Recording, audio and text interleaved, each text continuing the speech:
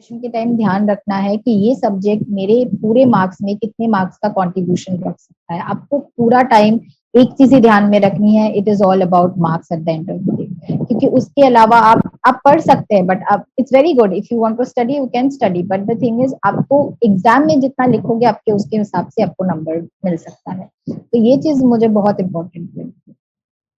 नमस्कार, आप देख रहे हैं स्टडी आईक्यू। मैं दिव्यांशी और आज मेरे साथ इस इंटरव्यू सेशन में बेहद ही खास मेहमान जुड़ी हैं। वेस्ट बंगाल जुडिशियल सर्विस 2019 की परीक्षा में रैंक 3 हासिल करने वाली Piyu Das ji. Welcome Piyu to study IQ. Thank you so much. Piyu, this is extremely prestigious examination. इस एग्जामिनेशन में सिलेक्शन होना ही बहुत बड़ी बात होती है, and when you are among the top 3 तो आई एम श्योर ये फीलिंग एकदम अलग सी होगी। You must be on the cloud nine right now. Yeah, like sort of. Okay. Piyu के बारे में मैं सभी को बता दूं, she has done an LLB, then LLM, and right now अभी वो पीएचडी कर रही है policy making and constitutional law from IIT Kharagpur. तो शुरुआत में इसी से करना चाहूंगी कि जुडिशरी के लिए किस तरीके से, कैसे रुझान आया आपका? Judiciary was a very first thing in my list because मैं जब class 8 standard में थी, then I decided to study law and my main target was judiciary because I was pretty much fascinated by that particular occupation, and that is the thing like motivated me to proceed towards judiciary. And this was not a day planning; this was a pretty long time planning I had in my mind. And whatever the steps I have taken from my law to my PhD, this like till now, it was all in relation to judiciary, and that is how I have exactly planned my thing. That is why the thing is that I did not take up any corporate jobs after my LLB. That's why I kept myself within studies so that I can pursue judiciary and judicial, for that particular preparation, whatever the study time I need to give to my preparation. क्यों, जैसे अभी आप बता रहे थे सभी को कि क्लास 8 में ही थे तभी आपने डिसाइड कर लिया था, एकदम दृढ़ निश्चय बना लिया था कि अगर बनना है तो you have to go in judiciary, आपको जज बनना था। कब से प्रिपरेशन शुरू की इस एग्जामिनेशन के लिए? प्रिपरेशन मैंने ना अपना जब एलएलबी चल रहा था तभी मैंने सोच लिया था, बिकॉज उस टाइम से ही मैंने ना ट्रेडिशनल लॉ के जो सब्जेक्ट्स होते हैं जैसे सीपीसी सीआरपीसी जो दो वो लास्ट सेमेस्टर में आते हैं, बट फिर भी मैंने उस पर बहुत ज्यादा ध्यान दिया ताकि मेरे कॉन्सेप्ट्स एटलीस्ट क्लियर हो। तो मेरे एलएलबी के बाद से मैंने इसकी प्रिपरेशन शुरू किए।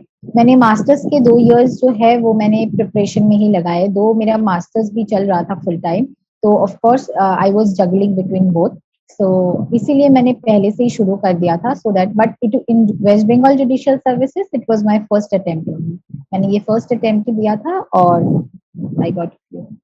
How are you managing your time? अभी आपने बताया कि मास्टर्स भी आप कर रही थी, और अगर हम वेस्ट बंगाल जुडिशियल सर्विस की बात करें तो it also requires a full time studying and strategising out.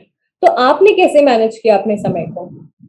Waste Bengal judiciary की बात करें तो एक्चुअली में मेरा एलएलएम था इंटेलेक्चुअल प्रॉपर्टी में, जिसका कोई भी कनेक्शन नहीं था मोस्ट ऑफ द एग्जाम के जो भी सब्जेक्ट्स होते हैं जैसे CPC CrPC IPC and all. तो मैं क्या करती थी, सुबह के time I used to go for my college and lectures because that I was bound to do, and in the evening time I used to give my time to the preparation of judiciary exam. And the thing is you don't need to give a lot of time. If you try to be consistent, then you can only give even if 4 to 5 hours in a day. That should be sufficient in your preparations. PU में अगर हम West Bengal judicial service के syllabus के बारे में बात करें तो it is very well written और that becomes the most integral part of the preparation.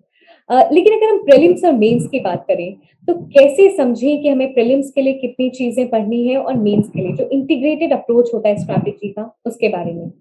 देखिए प्रीलिम्स और मेंस में बहुत ज्यादा डिफरेंस है, क्योंकि प्रीलिम्स का जो एग्जाम होता है और मेंस का जो एग्जाम होता है दोनों का seriousness is very different.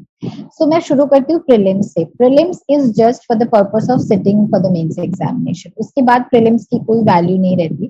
But prelims is also very important because आपको उसी को क्रैक करके you have to go ahead. So then prelims की बात करें तो आप सिर्फ बेयर एक्ट पढ़ सकते हैं, जैसे कि people are very good with bare act, but जैसे मेरे केस में था I was not very good with bare act, but I have seen people who have studied only bare act.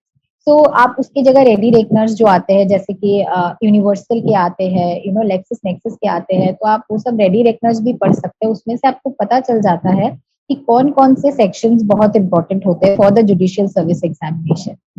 तो आपको प्रिलिमिनरी के लिए आपको ऐसे अपने आप को प्रिपेयर करना होता है। बट प्रिलिमिनरी के लिए आई वुड से कि सबसे इम्पोर्टेंट जो चीज है वो है एमसीक्यू क्वेश्चन सॉल्व।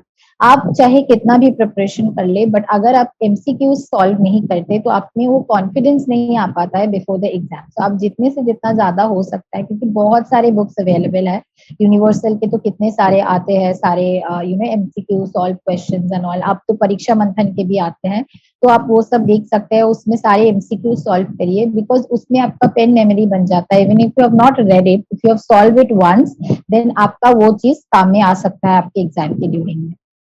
रही बात ये हो जाता है प्रिलिमिनरी एग्जामिनेशन की चीज। उसके बाद जब आपका आंसर की आ जाता है आफ्टर द एग्जाम, तो उसके आप उसको देखो अच्छे से। आपका अगर आपको लग गया कि आपने लास्ट ईयर के कट ऑफ से आप बहुत अच्छे से लाइक 20 to 30 मार्क्स अपने ज्यादा स्कोर कर लिया है, तो it's very well and good. Then you should not waste any more time and you should strictly start with your mains preparation. Piyu, जैसे अभी आप मेंशन कर रही थी कि जैसे ही प्रीलिम्स का रिजल्ट आ जाए और अगर आपको थोड़ा सा भी एहसास होता है कि आप क्लियर करने वाले हैं, तो मेंस के प्रिपरेशन में लग जाइए।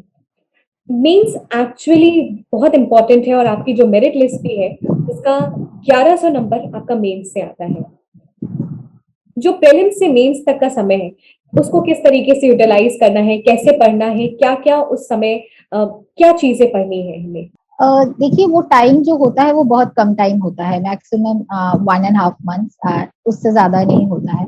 आपको उसमें जितना भी आपने प्रिपेयर कर लिया है या फिर जो भी अपना कॉन्सेप्ट क्लियर हो चुका है पहले जो आपने प्रिपरेशन किया है, तो आप उसमें जितना से जितना ज्यादा हो सकता है आप रिविजन करिए and try doing it from your own notes. वो बहुत ज्यादा इंपॉर्टेंट होता है, क्योंकि आपके जितना ज्यादा आपके खुद के नोट्स होंगे, आप उतना अच्छा क्वेश्चन से आंसर लिख पाएंगे और आपके लिए इजी भी होगा।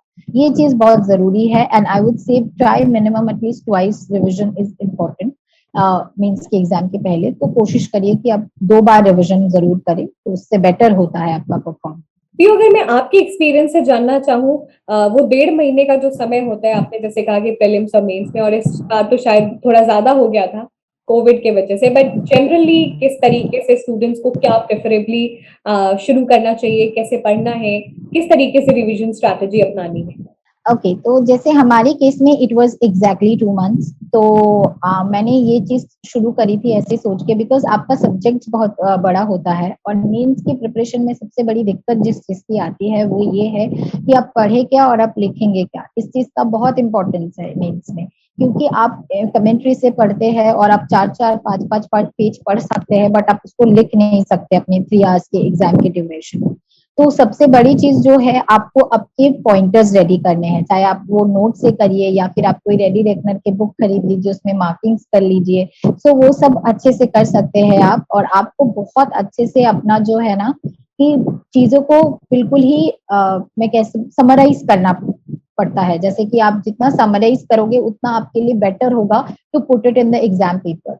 तो ये चीज बहुत इंपॉर्टेंट होती है मेंस के एग्जाम के लिए। तो आप पहले कैसे रिवीजन शुरू कर सकते हैं, जैसे कि आप आप टाइम डिवाइड कर दीजिए। फॉर एग्जाम्पल, आपको जैसे पार्टनरशिप एक्ट था हमारे केस में, बट वो बहुत छोटा एक्ट है, but that is worth 100 marks. तो आपको उसके लिए आप 2-3 दिन का टाइम रख सकते हैं, बट इसका ये मतलब नहीं कि लेस इंपॉर्टेंट। वहीं पे जहाँ पे मेरा सीआरपीसी है वो 50 मार्क्स का आता है, but it is like a very vast subject. वहीं पे आईपीसी भी सेम है, तो वैसा हो जाता है आपके लिए। आपको वैसे आपके मार्क्स देख के आपको टाइम अलॉट करनी है, बट ऐसा नहीं कि आपको ये भी प्रिपरेशन के टाइम ध्यान रखना है कि ये सब्जेक्ट मेरे पूरे मार्क्स में कितने मार्क्स का कंट्रीब्यूशन रख सकता है। आपको पूरा टाइम एक चीज ही ध्यान में रखनी है, it is all about marks at the end of the day. क्योंकि उसके अलावा आप पढ़ सकते हैं, बट आप it's very good if you want to study you can study, but the thing is आपको एग्जाम में जितना लिखोगे आपके उसके हिसाब से आपको नंबर मिल सकता है। तो ये चीज मुझे बहुत इंपॉर्टेंट लगी कि ये आपको होना चाहिए मेंस के एग्जाम। पीयू, ये बहुत ही इंपॉर्टेंट चीज हम यहाँ पे डिस्कस कर रहे हैं, क्योंकि हम हमेशा पढ़ाई की बात करते हैं, स्ट्रैटेजी की बात करते हैं, लेकिन उस स्ट्रैटेजी को हम किस तरीके से to the best of our ability कैसे हम एग्जामिनेशन में डिलीवर कर सकते हैं, वो बहुत जरूरी है। तो उसी की चर्चा आपने की और इसी चर्चा को आगे बढ़ाती हूँ और बात करते हैं जो मेंस का एग्जामिनेशन होता है, एक दिन में 2 पेपर्स होते हैं और वो कोई गैप नहीं होते, बहुत ही रिगरस वो हफ्ता होता है अगर हम उसे बोले तो। उसको कैसे मैनेज करना है, उसमें किस तरीके से रिविज़न करना है, क्योंकि आपके 2 मीटिंग में एग्ज़ामिनेशन होते हैं, अगर आप घर भी आते हैं, कहीं पे भी जाते हैं, तो बहुत कम समय है रिवाइज़ करने का, तो उसको कैसे मैनेज करना है उस टाइम में?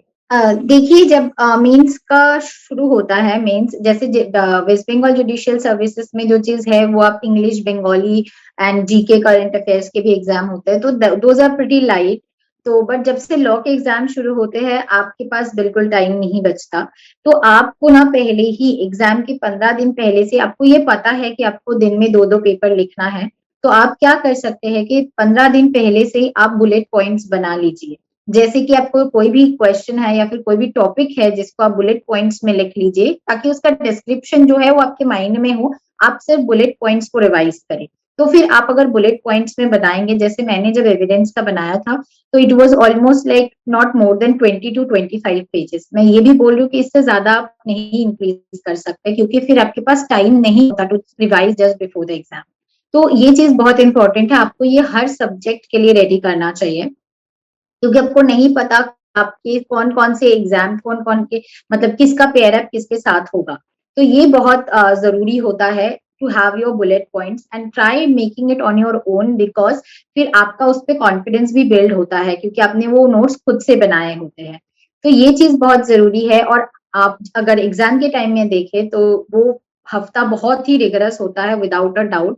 बट वो जो दो एग्जाम होता है उसके शुरू से भी आपको बहुत आगे पीछे का भी टाइम बहुत चला जाता है, बिकॉज आपका ट्रांसपोर्टेशन होता है, उसी में आपको आना होता है, फिर आपको एग्जाम के लिए भी पढ़ना होता है।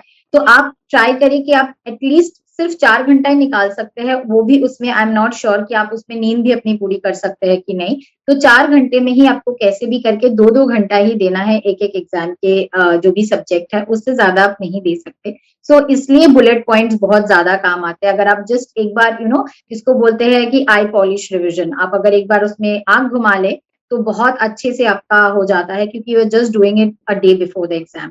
बस इतना ही है। और एक चीज और इम्पोर्टेंट है, जो दो एग्जाम के बीच का गैप होता है 2 घंटे का, वो टाइम बहुत क्रूशियल होता है।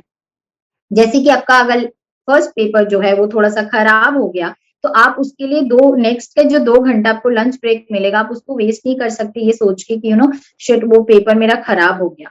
तो ये चीज आपको ध्यान में रखना है। तो आपको हमेशा से ये सेकंड जो पेपर है उस पर ध्यान दीजिए, क्योंकि eight the end of the day आपको टोटल में ही नंबर मिलने वाला है।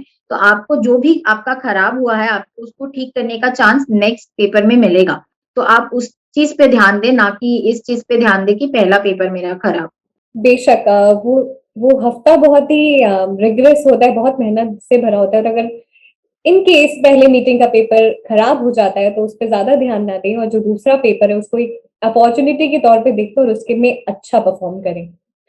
पीयू, हम बहुत सारी चीजें एस्पिरेंट्स हमेशा बात करते हैं, टॉपर्स को सुनते हैं, क्या पढ़ना है क्या नहीं पढ़ना है, इंपॉर्टेंट टॉपिक्स क्या है, लेकिन जब बात लिखने की होती है, डिलीवरिंग द एग्जामिनेशन, उसको कैसे समझे, कितना पढ़ा है बट उस उतनी ही अच्छे से लिखना भी, वो आपने कैसे सीखा?